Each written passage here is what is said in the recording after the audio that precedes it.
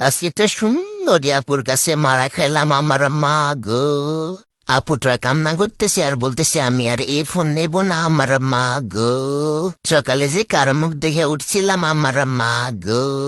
দোকান খুলতে না খুলতে একটা সুন্দরী আপু এসে বলতেছে ভাইয়া দেখেন চো আমার ফোনটা নেটওয়ার্কিং কোনো কাজই করে না। আমি তো ফোনটা খুলতে খুলতে দেখতেছি ঠাস করে ডিসপ্লে খুলে পড়ে গেল। আমি বললাম আপু এটার ডিসপ্লে তো ছিঁড়ে ফেলেছেন, এটার সমস্যা কি ছিল আর এইভাবে ছিঁড়লো কেমনে করে? এটা তো রেবন ছিঁড়লে আর চেঞ্জ হয় না। আর এই রেবন যদি জোড়া দিতে চান তাহলে চায়না দেওয়া লাগবে। তো বলছে ভাইয়া আমি এখন কি করব আমার মা গো। আমি সুন্দরী আপুটারে বললাম আপু এটা ডিসপ্লে পাল্টানো লাগবে আমার মা গো।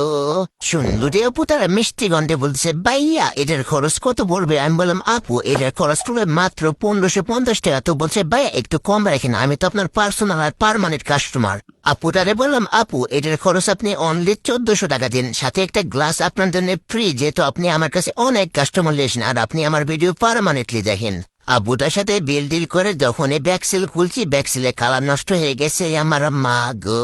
লাভ করে 200 টাকা মারা খাই 300 টাকা। বাংলাদেশের মধ্যে যে টেকনিশিয়ানই আসুন দেখেন এটার কালার বসাতে পারবে না আমার মা গো। কোম্পানি একটা চিট করছে আমার মা গো।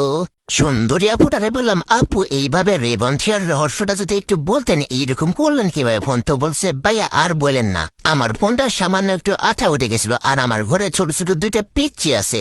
ওরা ওই যতটুক দিয়ে আঠা উঠছিল অতটুকের মধ্যে হাত ভরে দিয়ে যেই একটা টান দিছে রে ভাই, অমনি ঠাস করে আমার ডিসপ্লে রেবনটা কাটে গেছে। আমি বললাম যেহেতু রেবনটা কেটে গেছে হয়তো 1-150 টাকার মধ্যে সারা যাবে। আপনার কাছে আসতে তো বলতেছেন যে চাইনা যাইতে, তো চাইনা আমি কেমনে যাবো ভাইয়া? আপনি এখানে ডিসপ্লেটা চেঞ্জ করে দেন।